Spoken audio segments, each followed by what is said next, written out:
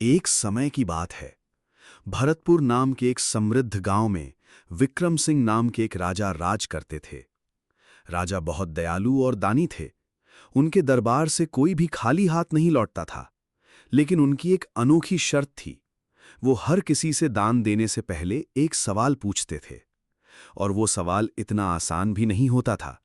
जो सही जवाब देता उसे मनचाहा दान मिलता। जो नहीं दे पाता उसे खाली हाथ लौटना पड़ता। राजा का मानना था, धन उसी को देना चाहिए जिसमें बुद्धि हो। एक दिन एक थका हुआ यात्री दरबार में आया। उसके कपड़े धूल से भरे थे और चेहरा थकान से झुका हुआ था। उसने विनम्रता से कहा, महाराज, मैं दूर से आया हूं। मेरे पैसे लुट गए हैं। क्या आप मेरी मदद कर सकते हैं? राजा मुस्कुराए, मदद जरूर करूंगा, लेकिन पहले तुम्हें मेरे सवाल का जवाब देना होगा। यात्री थोड़ा घबरा गया, फिर बोला, जी महाराज, पूछिए।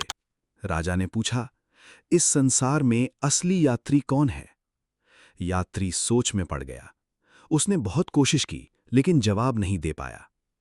राजा ने शांत स्वर में कहा, उत्तर है सूरज और चांद, क्योंकि वही हैं जो बिना रुके चलते रहते हैं।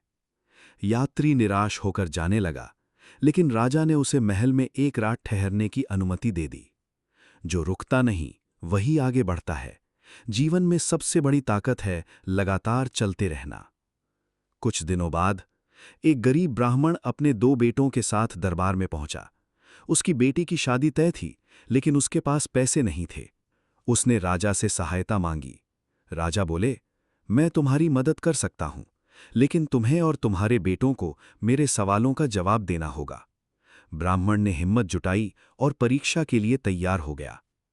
राजा ने एक कहानी सुनाई। चार युवक राजकुमारी के सामने खड़े थे।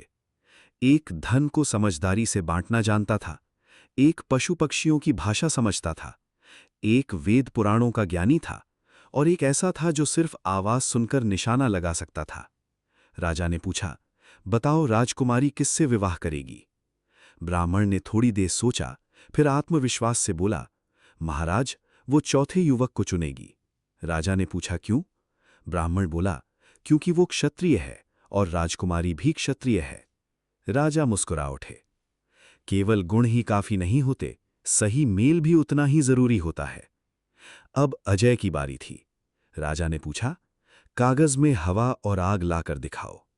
सवाल सुनकर दरबार में सन्नाटा छा गया, लेकिन अजय ने शांत रहकर सोचा।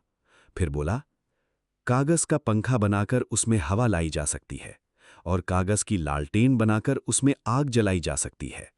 राजा प्रभावित हुए। कोई समस्या असंभव नहीं होती, बस सोच अलग होनी चाहिए। अब विजय की बारी थी।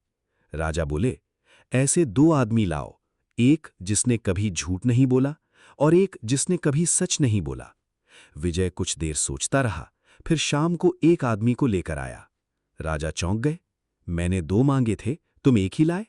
विजय बोला, महाराज, ये एक ही आदमी दोनों शर्तें पूरी करता है। कैसे? विजय बोला, क्योंकि ये आदमी बोल ही नहीं सकता।